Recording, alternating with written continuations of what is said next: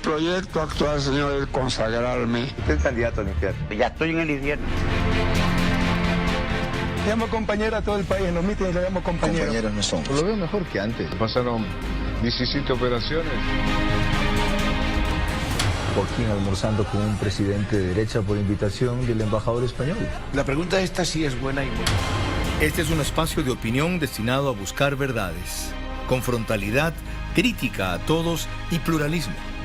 El periodismo de opinión siempre asume una posición. No esperen de mí entonces imparcialidad, pero sí trabajo para ser veraz. Mis opiniones no comprometen ni representan a Canal 1. Yo respondo por ellas. Mis invitados, por las suyas. Bienvenidos amigos de Canal 1. Hoy sostendremos una entrevista veraz con la economista Elizabeth Cabezas, presidenta del poder más representativo del Estado, la Asamblea Nacional. Antes de entrar en eso, por favor, sintetice usted en un concepto qué objetivos espera conseguir con la agenda legislativa que por primera vez ha logrado consensuar en la historia del Parlamento ecuatoriano. Gracias por concurrir y adelante. Muchísimas gracias. Bueno, realmente el interés fundamental es reinstitucionalizar la Asamblea Nacional, recuperar y dignificar esa representación que nos han dado los ciudadanos ecuatorianos y recuperar la confianza. Creo que estos son objetivos importantes que a través de un trabajo durante todos estos meses nosotros vamos a lograr cambiar esta mala imagen que la Asamblea permanentemente ha tenido para que sea un legado, digo yo, de este corto periodo en beneficio de los ecuatorianos. Pues bien. Enseguida desarrollará la presidenta de la Asamblea este y otros conceptos durante 3 minutos sin interrupciones. Es la primera y única parte de esta entrevista en la cual me impongo oír sin preguntar, pues muchos de ustedes han reclamado de mí eso. Interrumpo cuando siento que la respuesta no es veraz o evade el tema central. Este programa es para dar respuestas a lo que el país necesita, no conferencias. Para eso existen otros interlocutores y espacios. Es para precisar, no para divagar. Aproveche usted entonces, señora presidenta, sus 3 minutos iniciales. Bienvenida y gracias por concurrir. Mire, fundamentalmente decir que he asumido la presidencia de la Asamblea Nacional en un escenario el más complejo de los últimos años, una asamblea totalmente fraccionada, con bancadas distintas, con grupos políticos que ninguno por sí solo logra ser una mayoría, lo cual requiere de una habilidad de consensos, de diálogos para realmente acordar propuestas que vayan en beneficio de los ecuatorianos. Definitivamente yo creo que en este momento ningún otro mecanismo es más eficiente que el poder transparentar las posiciones de los distintos grupos políticos y acordar en objetivos nacionales que son los únicos que realmente nos benefician. Y prueba de ello es los números de votos que hemos conseguido para las varias leyes que hemos podido aprobar en los últimos meses, que no son pocas, son varias importantes, son alrededor de 16 leyes que ya tenemos aprobadas y un grupo interesante dentro de esta agenda legislativa consensuada que el 24 de abril yo le planteé al país de manera conjunta con todos los jefes de las bancadas legislativas, y que realmente es el camino que vamos a marcar durante estos meses para una producción legislativa además planificada, que no existía dentro de la Asamblea Nacional y que nosotros le hemos logrado poner en blanco y negro justamente en beneficio de los ecuatorianos. Se tomó menos de 3 minutos, conste. Se acabó el periodo de gracia. Gracias por su concreción y su convicción. Transparentar las posiciones. Eso ha significado, en el caso de combate a la corrupción, que es una de las cosas que más azota a los ecuatorianos, que usted en vez de bloquear la fiscalización, la viabilice. ¿Con qué criterio? Bueno, justamente eso, conocer la verdad sobre los temas. La tarea fiscalizadora de la Asamblea es una tarea fundamental, así como la de legislar. Y si nosotros no somos el canal de información adecuada hacia los ciudadanos, entonces obviamente ese es el desdén y desconfianza que los ciudadanos tienen sobre la Asamblea. Si es así, cuando se votó sobre la comparecencia de Eduardo Jurado, porque usted se salió y no votó. Bueno, tuve yo una comparecencia en la Fiscalía justamente por varias amenazas que he recibido en los últimos meses y tenía que hacer la diligencia justamente en ese momento que me había dado cita la fiscal. ¿Qué dicen las amenazas? Bueno, yo he tenido varias que han sido públicas a través de las redes sociales. Cuénteme las que no han sido públicas. Bueno, fundamentalmente atentar, intimidar tratar de generar miedos, no solamente sobre mí, sino mi entorno familiar. Y en función de eso, pues obviamente yo debo exteriorizar este tema y ponerlo ante las autoridades competentes, y lo he hecho en el recurrir de todo este tiempo, y de hecho las últimas que llegaron ya son amenazas mucho más fuertes a mi teléfono celular, y esto sí ameritaba una gestión directa de mi parte. Perro que ladra no muerde. Mire, no estoy ladrando, lo que estoy me refiero haciendo... a las amenazas. Bueno, pero ellos simplemente están actuando de una manera que no es adecuada. La manera de irrespetar a las autoridades y de intimidar no es la forma de resolver los conflictos. ¿Algún resultado de la Fiscalía son... de esas investigaciones? Esto fue la semana pasada justamente, y he tenido ya la entrega de mi celular como la evidencia física, sí, de justamente la diligencia que se tiene que desarrollar. ¿Eso ha hecho mella en su voluntad? En lo absoluto. Mire, yo empiezo a recibir ataques justamente en octubre, cuando fui clara en una entrevista que tuve televisiva y dije cuál debería ser la posición de las bancadas dentro de la Asamblea Nacional, y expresé mi punto de vista en referencia al apoyo que el gobierno requería. O sea, no podemos... Usted empieza a recibir ataques por eso antes. Bueno, pero eso fue lo más grave y evidente, porque yo realmente no había recibido una campaña tan fuerte, sino desde esa fecha que realmente la sentí, y fue notoria a través de todos los medios. Al que me refiero fue público, y de la persona que usted tanto apoyó y en quien tanto creyó. El del 24 de mayo se refiere acuerda? Usted. Claro, pero fue tan, además, yo diría, fuera de contexto, que lo tuvo que bajar en la media hora de lo que subió. Entonces yo creo que eso fue una lección bastante importante también en ese tipo de mensajes. Sin embargo, quedó grabado. Rafael Correa dijo que usted era una corrupta, y que cuando estaba con Augusto Barrera llamaba al Poder Ejecutivo, a él, para que le quiten de encima los ataques y el asedio de Augusto Barrera. Mire, yo no voy a hacer referencia a eso, porque ese es un tema que ya le he topado en varias ocasiones. Me parece que con las personas que son intolerantes a la competencia no hay razonamientos, y en esa línea realmente yo lo que he hecho es demostrar permanentemente mis puntos de vista sobre los distintos temas, más allá de que quien las recibe le parezca que sean positivos o no. Entonces esa ha sido mi obligación, ha sido mi accionar, y eso es lo que ha generado incomodidad de muchas personas que han trabajado a mi alrededor. Dice usted, y esto es una cosa que se va a repetir con otros actores que antes estuvieron en la misma línea suya y ahora divergen con ella, dice usted que eso se debe a la intolerancia con la competencia o incompetencia, es decir, a que usted tomó otra línea. ¿No tiene ninguna base lo que dijo Rafael Correa sobre usted? Mire, yo no sé lo que habrán dicho de mí, ¿no es cierto? Lo que refería en ese Pero tweet. obviamente, si es que hubiese alguna base, habría alguna gestión y algún tema en la Fiscalía, porque así se tiene que obrar. Y de hecho yo no tengo ningún tipo de investigación, ni siquiera en los entes judiciales, y tampoco tengo informes de Contraloría que denoten que mi gestión como concejala de Quito haya tenido algún tipo de cuestionamiento. Sí sabe que si no lo tienen, se lo inventan, ¿no? Bueno, pero no, ha sido tan transparente el tema que todavía no se han logrado inventar, y yo creo que ya es bastante tardío para que lo hagan. Debieron haberlo hecho de manera inmediata y no 7, 8 años después. Ya, hubo una referencia reciente, con una insinuación velada pero clara, de una asambleísta que fue destituida. ¿La recuerda? Sofía Espín, tal vez. No, la otra. Norma Vallejo. ¿Se acuerda qué dijo? Bueno, ha dicho varias cosas, no sé a cuál se refiere exactamente. Me refiero específicamente a esto. Esto fue lo que dijo Norma Vallejo al ser destituida en una conferencia de prensa que dio sobre el tema.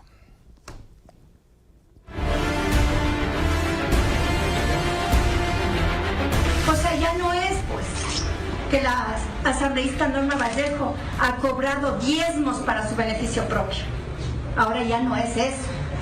Ahora resulta que por gestionar cargos públicos.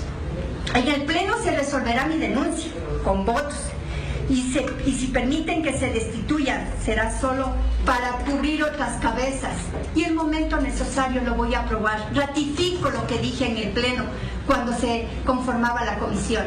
Tengo pruebas de las presiones y de que supuestamente se vendió mi cabeza para cubrir otras. ¿Te parece casual eso de para cubrir otras cabezas de la forma en que lo dijo esta señora? No creo que haga alusión a mi apellido. Creo que el tema de cabezas se puede referir a las distintas personas que están en la Asamblea Nacional. Bajo ningún punto de vista han habido presiones Y creo que los hechos hablan más que las palabras, o sea, han sido hechos elocuentes, han sido hechos conocidos y que la ciudadanía en general también ha juzgado y ha conocido los mismos. En las dos que hubo pruebas, el proceso se siguió.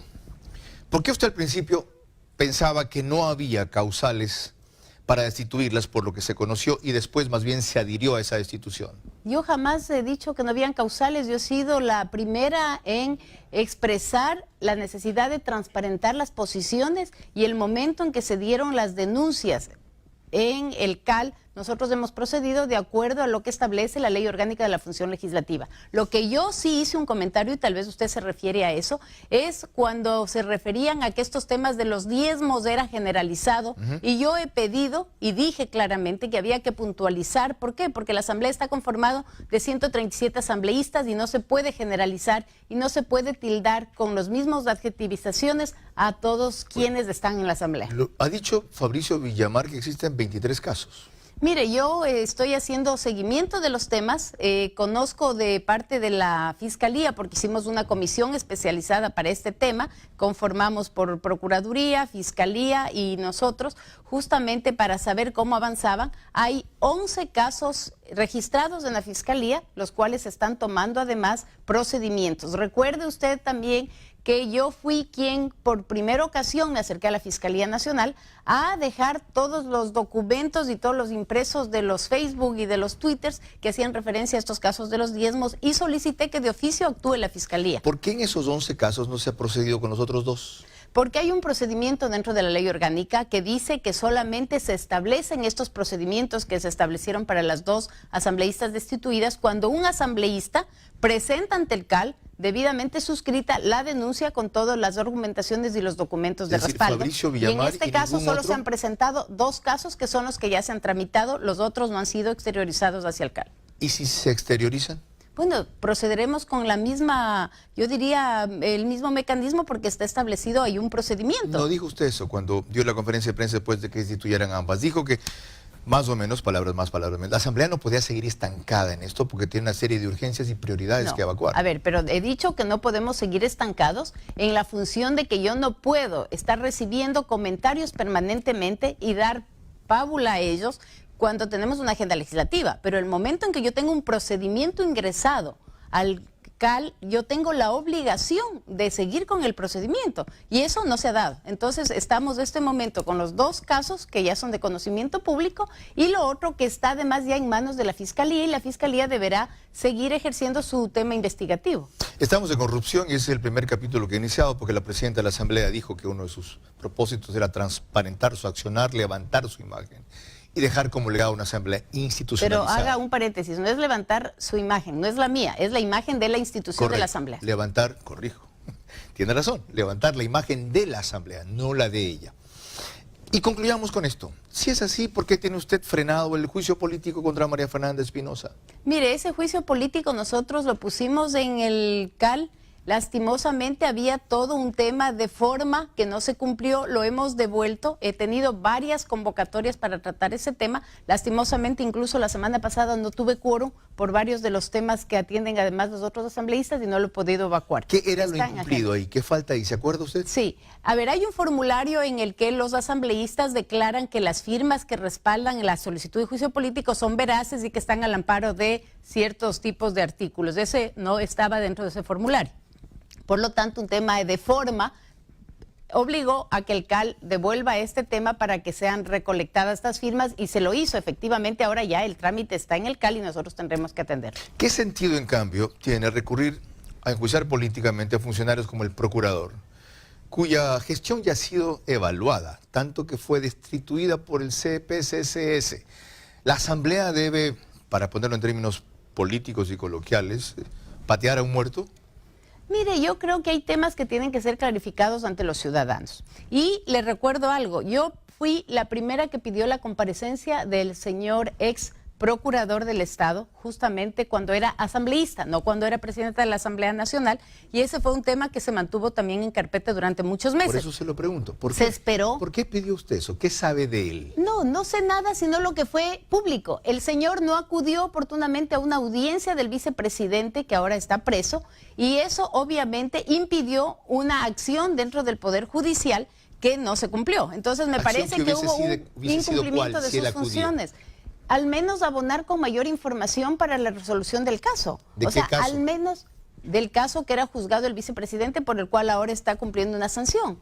Del de Jorge Glass. Del de Jorge Glass. Pero con una implicación mucho más grande que aquella por la cual lo han procesado. Que es sí, pero asociación más ilícita. allá del tema que él podría haber informado, aquí al menos hay un incumplimiento de su función. Un caso tan relevante en el que por primera vez hay un vicepresidente enjuiciado, no tiene justificación alguna que un procurador que debía haber hecho la acusación por parte del Estado no llegue a esa audiencia. O sea, ¿usted quiere a Jorge Glass preso más tiempo? No, yo lo que quiero es que las instituciones y las personas que hacen esas instituciones cumplan con su rol ¿Cómo y se con siente su usted cabalidad. impulsando una posición que va a condenar más a quien fue su compañero?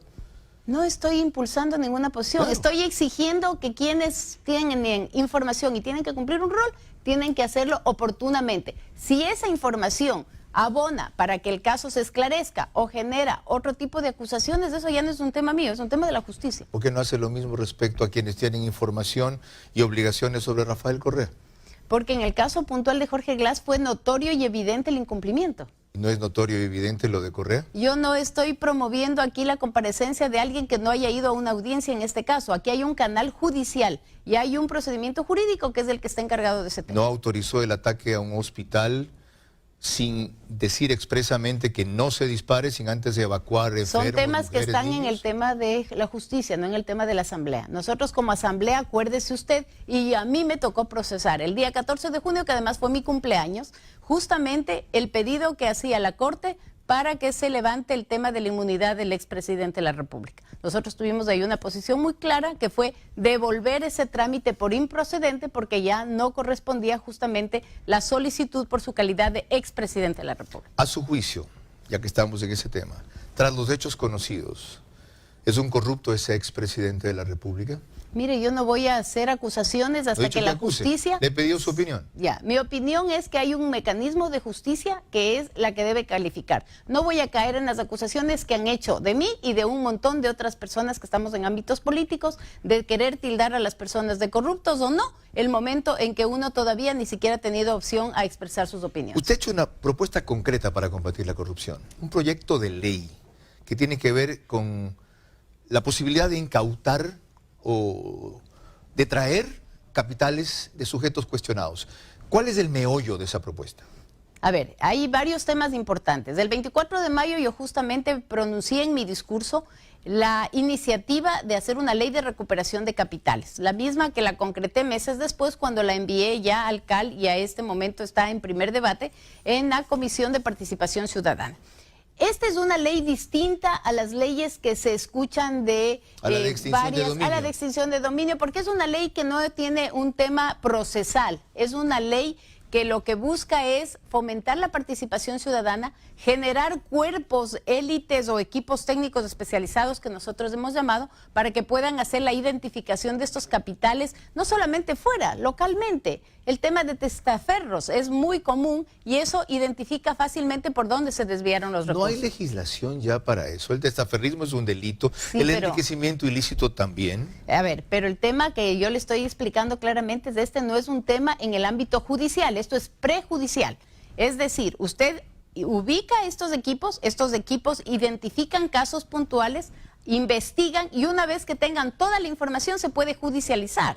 Pero esto prevé un procedimiento previo al ámbito judicial. ¿Quién dirige esos equipos? ¿La Procuraduría? No, el Consejo de Participación Ciudadana nosotros hemos puesto como el ente que registraría estos equipos técnicos que hacen el seguimiento de los casos y que además va valorando bajo ciertas normas de sigilo y reserva, porque eso es bien importante, para que estos equipos puedan tener toda la información y en un momento determinado poder presentar los temas ya en el ¿Quién ámbito determina qué casos perseguir para no confundir esto con persecución política? Justamente el Consejo de Participación, ante el pedido de los equipos que registran su participación y plantean las motivaciones para hacer el caso en los que ellos quieran ser partícipes. Sí, pero ese Consejo de Participación se va a extinguir posiblemente en la próxima consulta.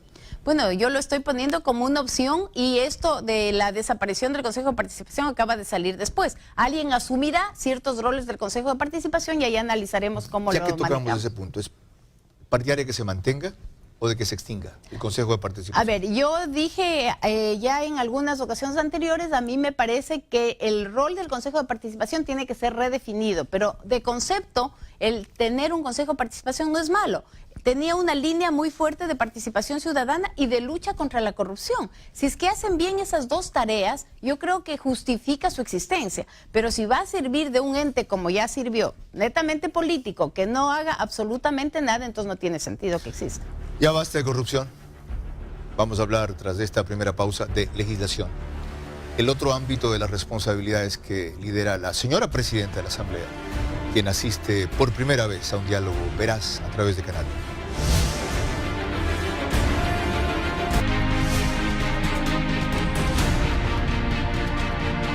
Nos acompaña la presidenta de la Asamblea, el poder más representativo del Ecuador. Tiene 55 años, 30 de matrimonio, 2 hijos con Javier Baca. Se graduó de economista en la Universidad Católica y ya conoció a Rafael Correa. Tiene una maestría en Administración de Empresas de la Universidad Internacional de Cataluña y además es formada con un diplomado en Banca y Finanzas en la Universidad del Pacífico. Con todos estos antecedentes, ¿se siente usted presidenciable?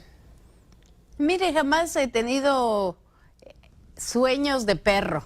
Yo creo que uno en la vida tiene que ir dando pasos firmes y en la medida de que uno haga un trabajo adecuado, la vida le va encaminando hacia nuevos retos. Así que yo realmente me siento muy contenta con haber asumido este reto de la presidencia de la Asamblea y dejar un buen legado en la presidencia de la Asamblea, obviamente va a ser una gran satisfacción para mí. ¿Pero qué significó su sonrisa? ¿Por qué me hace usted una pregunta de esa magnitud? ¿Aspira a ser presidente de la República? No, pero no le rehuyo a los retos tampoco. Me parece que las cosas se vienen por añadidura y eso le he dicho. Como toda alguna mujer. vez, no, Eso sí, alguna vez escondido usted, de un no. No, alguna vez hace 9 años usted me entrevistó cuando era candidata a primarias de la concejalía. De acuerdo. Y recuerdo muy bien que la compañera suya de entrevistas, Gabriela, me dijo, y usted no quiere ser candidata a la alcaldía porque solo hay una candidata mujer, así que usted vuelve a repetir las mismas preguntas que me hicieron hace 9 años. Y le voy a contestar cuando usted me dijo, ¿por qué me pregunta eso? Porque usted no dirige el pleno. ¿Por qué delega tanto a la vicepresidenta? Y usted se pasa una serie de actos protocolares y políticos que la visibilizan más y la proyectan mejor. Mire, el tema de la Asamblea es una combinación entre la dirección del Pleno y el cumplimiento también de las otras tareas y responsabilidades. Justamente el día de ayer yo tuve que atender al grupo de taxistas que fue a dejar la reforma de la Ley de Tránsito y Transporte. Atendí a un grupo de estudiantes universitarios que fueron a dejar sus quejas sobre la proforma presupuestaria y la reducción del tema del presupuesto de educación. ¿Y eso no lo puede delegar algún asambleísta? ¿No lo puede manejar cada comisión? Usualmente los grupos quieren y aspiran a ser recibidos por la presidenta de la Asamblea Nacional. Y dentro del Pleno, obviamente, tenemos la posibilidad de delegar y creo que qué mejor poder confiar en alguien para que asuma la presidencia de la Asamblea Nacional. Viviana Bonilla lo hace muy bien. Sí, lo hace bien. Conoce yo creo que es una mujer seria. Legislativo. Sí, yo no tengo ningún problema de así dejárselo permanentemente y además creo que eso abona en la confianza que uno tiene que dejar y generar. Ojo que usted lo dijo, dejárselo permanentemente, no tengo ningún problema. No permanentemente, pero sí le dejo constante, o sea, las veces que me tenga que ausentar. No pregunte por gusto, ¿ya? Y para que conozcan mejor a esta señora, aquí está una breve semblanza de su trayectoria y últimas actuaciones. Fíjese que yo no actúo por el hígado, yo actúo por razonamientos. ¿Todavía? Sí, todavía. Y espero que así sea. No, ¿cómo se llama? Marcela Guiñaga sacó lo mejor de su hígado. Bueno, eso también me pasa permanentemente. Ok. Aquí está el reportaje, ¿ya?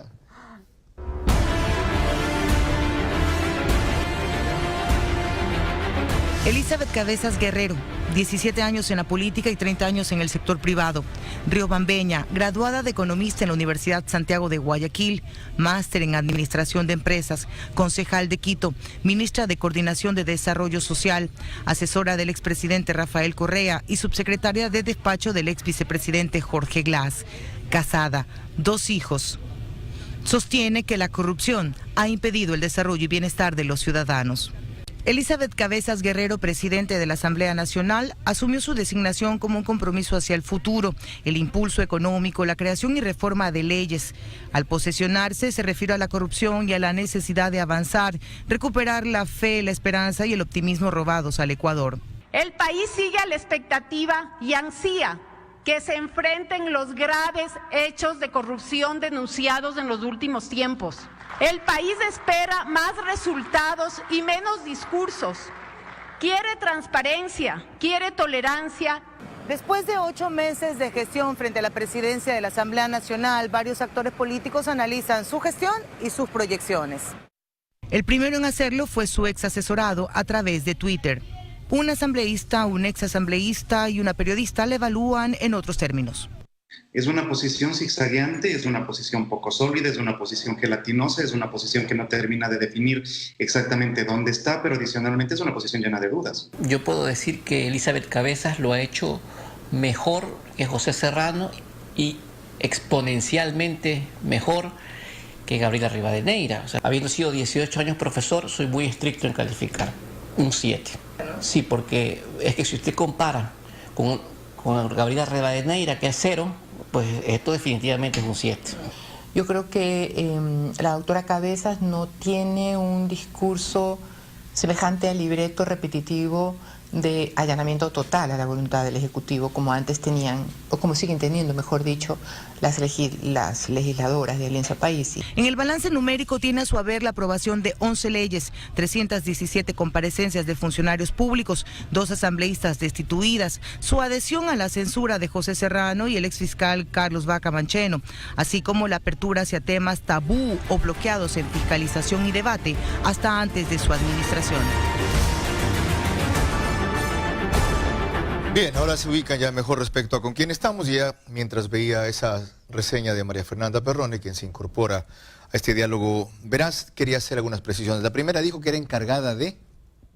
La subsecretaria del Ministerio Coordinador de Desarrollo Social. ¿Cómo encargada? No, subsecretaria titular y encargada del ministerio cuando Natalie Celi no se hacía cargo. Ya, era la primera aclaración. Así. La otra, usted es zigzagueante, poco sólida y gelatinosa. No me queda más que reírme porque parece que hay varios intolerantes a la competencia definitivamente y todos hombres. ¿El 7/10 de Cristian Viteri? Mire, yo creo que él tuvo una posición muy firme, muy valiente en un momento en que quien opinaba diferente era sancionado y era censurado drásticamente por el gobierno. Y me parece que la posición que él tuvo respecto a los ámbitos de corrupción y a denunciar ciertos procesos, en el tiempo le han dado la razón. Así que yo realmente esa nota que él me da para mí vale muchísimo que los otros comentarios. Y el no sometimiento o el no alineamiento de que dice María Josefa Coronel a todas las directrices del Ejecutivo, que para usted podrían ser una virtud, y tomarlo nosotros como vigencia de la independencia de poderes para el gobierno, es un problema.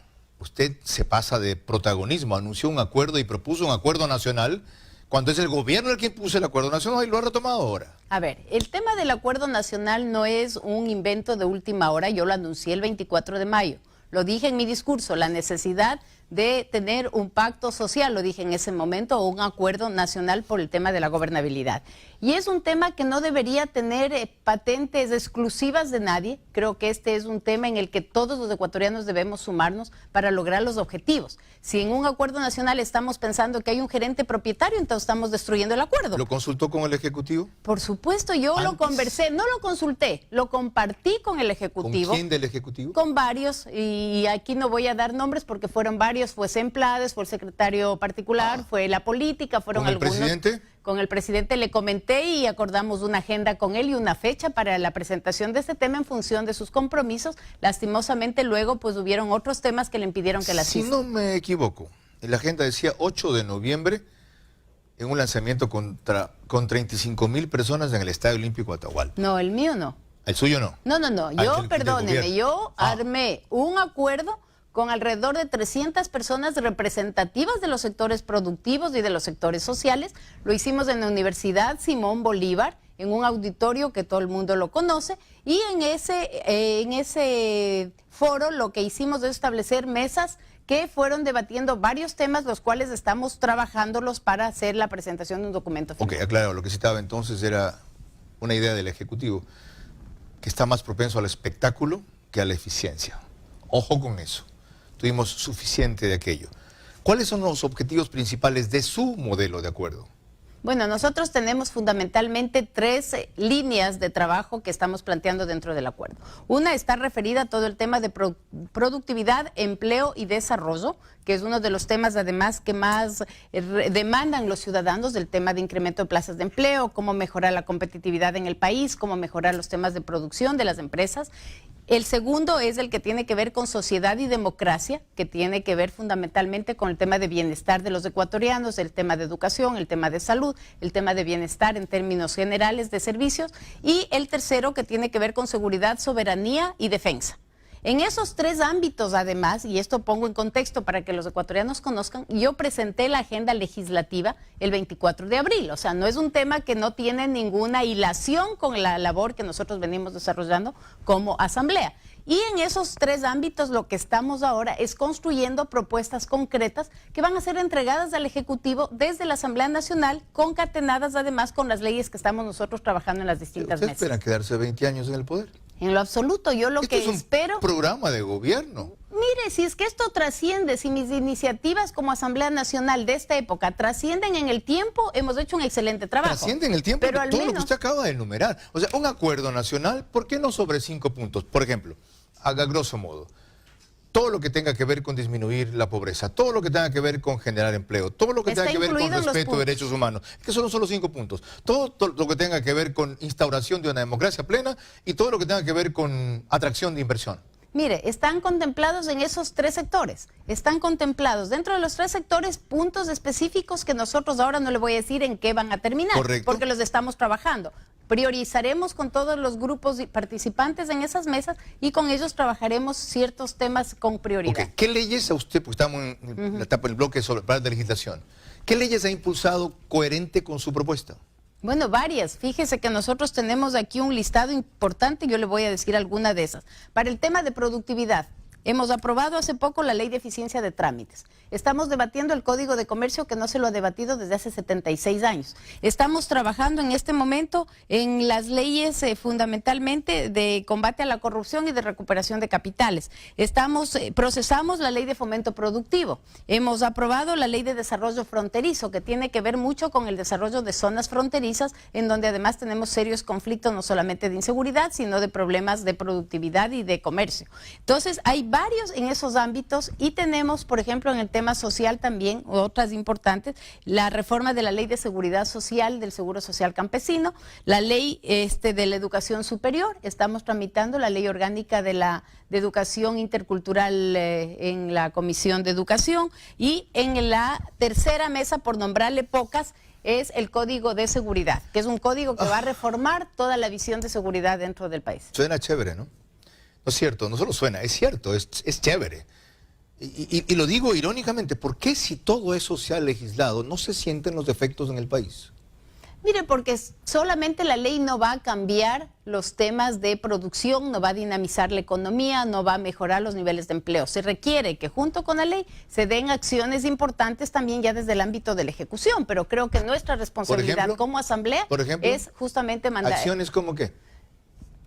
En el tema, por ejemplo, de la Ley de Fomento Productivo, nosotros hemos planteado y lo dijimos, y ahora justo que estamos debatiendo el tema de la proforma, lo estamos comentando, hay que valorar, por ejemplo, que todas las medidas que se tomaron en la Ley de Fomento Productivo sean realmente reflejadas en las acciones de productividad y de la economía. ¿Sabe lo que usted está diciendo? Hay un tema de remisión. Que no hay adecuada coordinación con el Ejecutivo. No estoy diciendo eso, claro, estoy diciendo... En otras palabras, usted no me va a decir, mire, Carlos, con el Ejecutivo no logramos una compaginación. A ver, coordinamos permanentemente, pero la responsabilidad de la ejecución no es de la Asamblea, es del Ejecutivo. Coordinamos permanentemente, y ustedes mandaron un tema que a usted le interesaba mucho, una ley anticorrupción que el Ejecutivo vetó totalmente. Bueno, pero esos son los puntos de vista desde la Secretaría Jurídica de la Presidencia de la República. Es un error. A mí me parece que fue un error y se lo dije al presidente de la República. Le dije, me parece un error, ¿por qué? Porque además contemplaba dentro de esa ley varios temas importantes que en este momento, si estaban vigentes, ayudarían los procesos jurídicos. Fue un error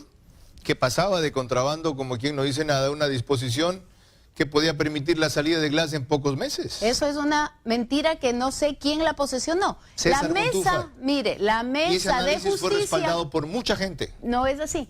Y yo le puedo decir por qué. Pregúntele a Luis Fernando Torres, que es un jurista reconocido, parte de la Mesa de Justicia.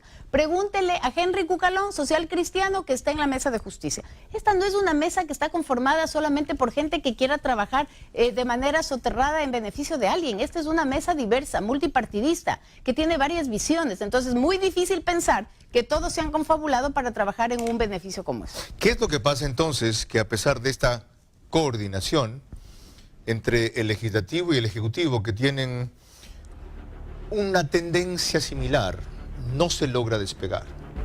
De eso seguiremos hablando con la presidenta de la Asamblea cuando continúe este diálogo. Verás.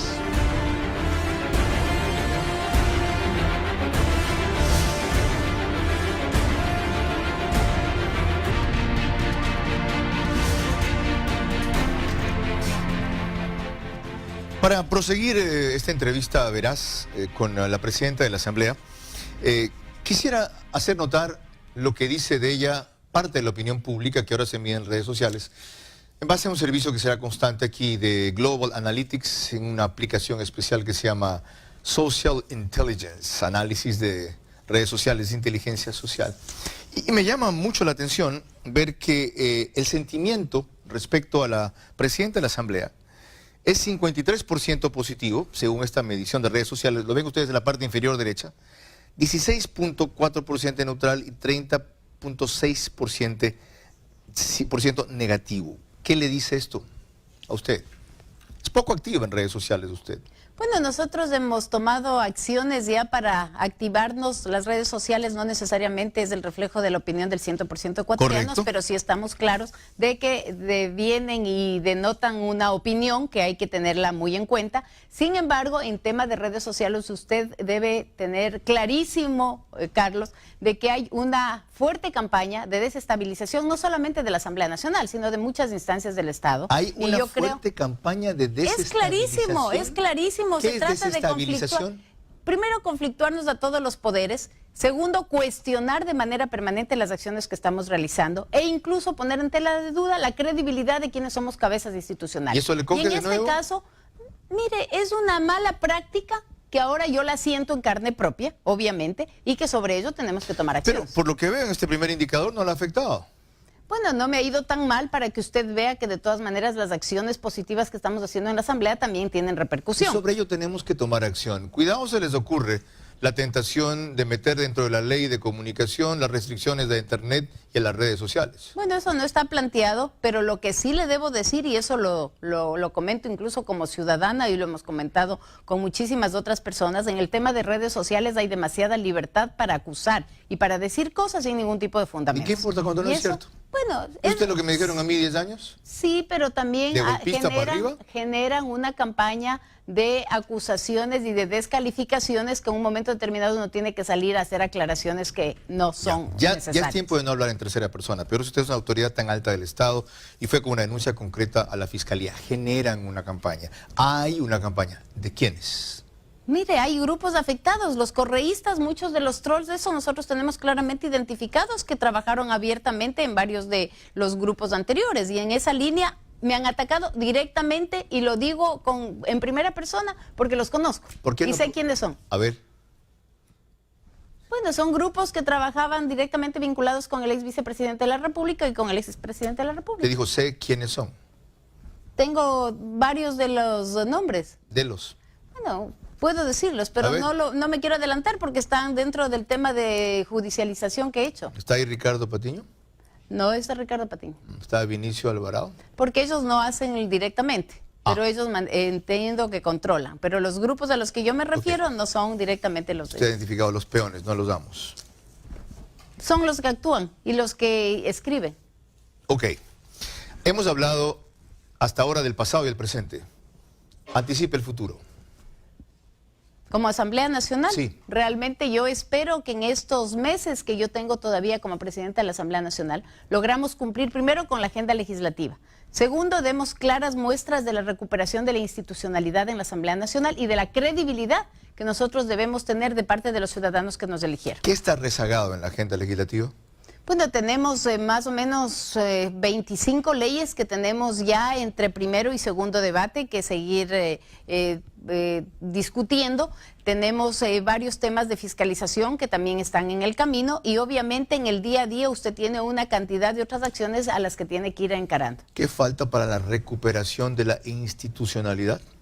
Mire, yo creo que la superación de los conflictos permanentes ayudarían a una estabilidad mayor de la Asamblea Nacional. Eso pero es lo imposible que, en un pero parlamento. le iba a decir justamente eso, es difícil porque es el centro además del poder político y donde se generan y donde se dan todos estos temas y estos conflictos. Pero a pesar de ello, yo creo que hay que rescatar una cosa muy importante. Jamás estos conflictos han sido asumidos por ninguna asamblea en los últimos 10 años. Yo lo he asumido con la responsabilidad y además con la firmeza que lo debo hacer. Y a costa de eso, obviamente, estoy recibiendo todos estos ataques y estas amenazas, pero creo que es necesario para el país devolverle la confianza, devolverle la credibilidad, devolverle la tranquilidad que los ecuatorianos nos merecemos. ¿A un costo muy alto para usted? Un costo personal. ¿Por qué no incluye ahí el rearmar una mayoría más estable conforme a los objetivos de esa agenda legislativa que usted ha vuelto a compactar en el Acuerdo Nacional? Mire, cuando yo asumí la presidencia de la Asamblea en marzo, uno de los temas que habían planteado algunas bancadas era la reconfiguración de comisiones. Yo decidí que no era el momento oportuno, porque eso hubiera dado además pábula simplemente a que se estaba negociando con las distintas bancadas mi posición como presidenta de la Asamblea Nacional, un tema que obviamente no era y ni de lejos las circunstancias que en ese momento se habían dado. Esa es la esencia de un parlamento, los términos y los temas que se negocian. Pero además, legalmente la ley contempla de que las renovaciones de comisiones y de autoridades se dan cada 2 años. Entonces, esto está previsto para mayo del 2019 y en función justamente de la nueva configuración de las bancadas, entonces se deberá justamente analizar esta conformación. Dejó Elizabeth Cabezas, presidenta de la Asamblea, una serie de cabos sueltos que vamos a atar en la parte final de esta entrevista veraz. Uno les anticipo cuál es. Hay una campaña de desestabilización. Esto no puede quedarse allí. Con eso volvemos.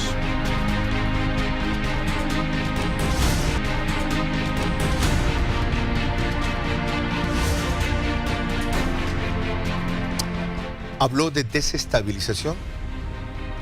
Sí. ¿Qué significa desestabilización? ¿Es derrocar al presidente? Bueno, generar condiciones que pueden terminar en eso. Yo creo que el momento en que todos los poderes entran en cuestionamientos, se quiere alterar la paz pública y se llama abiertamente a rebeliones, a tomarse las instalaciones, etcétera, etcétera, es obvio que no es un plan de ayuda, sino es un plan de boicot y de desestabilizar al gobierno de turno. No han funcionado uno solo esos llamados. ¿Por qué se asustan tanto ustedes? No es cuestión de que funcione o no. Creo que la mera intención ya denota qué está detrás de eso. Es más, la instigación al delito, por ejemplo, a bloquear vías o espacios públicos, ya es un delito.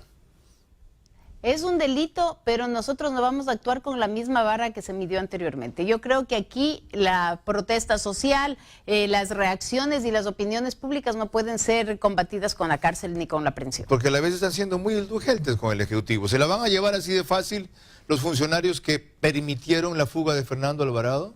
Bueno, nosotros hemos iniciado un proceso internamente en la Asamblea Nacional, hemos pedido las comparecencias de varios de los ministros responsables, incluso de quienes estuvieron a cargo del monitoreo ese día en el ECU 911, y en esa línea nosotros emitiremos un informe, que es lo que aprobó el Pleno además, para saber cuáles son las consecuencias de esos hechos. De lo que usted conoció, ¿amerita que haya juicio político ahí, por ejemplo, a Paul Granda? Mire, yo fui la primera en decir que la fuga de Fernando Alvarado no se pudo hacer, sino era con la complicidad de otros funcionarios y de otras instancias del gobierno. Entonces, habría que analizar quiénes estuvieron ahí involucrados y en función de ello tomar las decisiones que se deban tomar. ¿A María Paula Romo? A María Paula Romo también se la citó, compareció, y esto será una resolución del Pleno y de quienes hemos planteado este tipo y esta necesidad de conocer el informe. ¿Quién controla la policía y el ECU 911? El Ministerio del Interior. ¿Ergo? Bueno, no me voy a adelantar porque esto es una decisión del Pleno. ¿De qué ministerio y ministro dependía en ese momento monitorear o controlar este sujeto? Del Ministerio de Justicia, eso está clarísimo. Las responsabilidades están claras. Por eso lo que derive de estas acciones de la Asamblea Nacional, yo no le voy a adelantar hoy, no le voy a decir si se va a hacer o no se va a hacer. ¿Usted es morenista? Mire, yo soy una mujer que trabajo en función de las necesidades del país, ni morenista ni correísta en su época. Yo he sido militante de una tienda partidista a la que apoyó más del 70% de los ecuatorianos y no me arrepiento de haberlo hecho. Yo creo que hay cosas positivas y hay cosas negativas. Lo que sí es imperdonable es querer defender lo indefendible y tratar de pensar que todo lo que se ha hecho está bien. ¿Qué es usted entonces? Yo soy un humanista. ¿Y el socialismo tiene espacio para el humanismo? Pero por supuesto. Si la base del humanismo es del ser humano y el socialismo busca el bienestar de los seres humanos. ¿Cuál socialismo? En general, el socialismo de doctrina. No, el del siglo XXI, por Dios. No, estoy diciendo el socialismo de doctrina. Dijo en general. ¿Qué es el socialismo del siglo XXI? ¿La novelería? El socialismo del siglo XXI fue un nombre y un apellido que se quiso dar a una tienda de acción política en varios países de Latinoamérica. ¿Puede ser algún momento una opción la muerte cruzada? Creo que es una opción que muchos la ven como una alternativa justamente de la desestabilización de la que yo le he dicho. ¿Por qué? Porque se ha generado alrededor de la Asamblea Nacional varios comentarios. Se ha tratado de hacer varios escándalos, se ha tratado de meternos en una olla de grillos a todos los 137 asambleístas y esto obviamente podría haber generado en un momento determinado una muerte cruzada. Alternativa que el presidente de la República además no la comulga porque yo he hablado con él y le he consultado personalmente. Ha trascendido cuestión diferente, que él no descarta esa posibilidad, aunque no hay una declaración expresa pública de él, pero sí hay otra, en broma y en serio, de que está harto de esta cuestión. Mire, yo he hablado con él, hago caso de lo que conversamos permanentemente. No es el mejor momento tampoco para el presidente de la República para tomar esa decisión y eso él lo sabe como político que es. Entonces yo no creo que van a tomar una medida y una acción que puede ser realmente suicida. No para el momento de la Asamblea ni del Ejecutivo, sino para el país. El país no necesita desestabilizaciones, necesita trabajar en función de objetivos claros y en un ambiente de calma y de paz. Para los ecuatorianos esa no es una alternativa. Quien crea que puede cosechar del caos está totalmente equivocado. ¿Por qué no entienden ustedes, usted, el Ejecutivo, los que están en funciones transitorias de los poderes y de las funciones, que han sido nominados para un periodo de transición, aunque dure 4 años como todos los periodos gubernamentales, que no es común, que nos está sacando de una dictadura y nos pretende llevar hacia lo que usted decía, que es una institucionalización democrática, y actúan como si fuera para toda la vida, como si fueran a quedarse todo el tiempo? Esa afirmación no sé a quién se refiere, no es conmigo. No se da por aludida. No me doy por aludida en lo absoluto. Yo tengo la claridad de que fui electa además como asambleísta, que el destino y las circunstancias en la Asamblea Nacional me han ubicado en la presidencia de la Asamblea y que tengo que asumir este reto con la responsabilidad y con la firmeza que este reto lo requiere. Y que en 4 años me tengo que ir a mi casa. Mire, yo no he vivido de la política ni aferrada a ninguno de los cargos. Bueno, entonces, mi periodo es de 4 años, eso quise decir. En el 2021 me tengo que ir a la casa. Y no me si diga los que entonces ciudadanos, usted se jubila de la política. No, si los ciudadanos me apoyan para seguir un nuevo periodo en la Asamblea, yo feliz lo haré. Si es que tengo en el camino otros retos que asumir, los voy a asumir. De eso sí no tenga la menor duda. Gracias, señora Presidenta de la Asamblea. Hasta aquí sus opiniones y definiciones en este espacio veraz. La mía es que la economista Elizabeth Cabezas ha demostrado más valentía, talento, tino y conocimiento, muñeca como se dice, del que se esperaba frente a la conducción de la Asamblea, pero no es suficiente para lo que se necesita y ella misma acaba de esbozar. Acelerar legislación que facilite salidas a la crisis, profundizar en fiscalización de los casos más graves, aportar un acuerdo nacional tan mínimo como útil y en función de eso, solo de eso, rearmar una mayoría estable para que este periodo de transición siente las bases de una verdadera democracia y no el retorno de un nefasto populismo.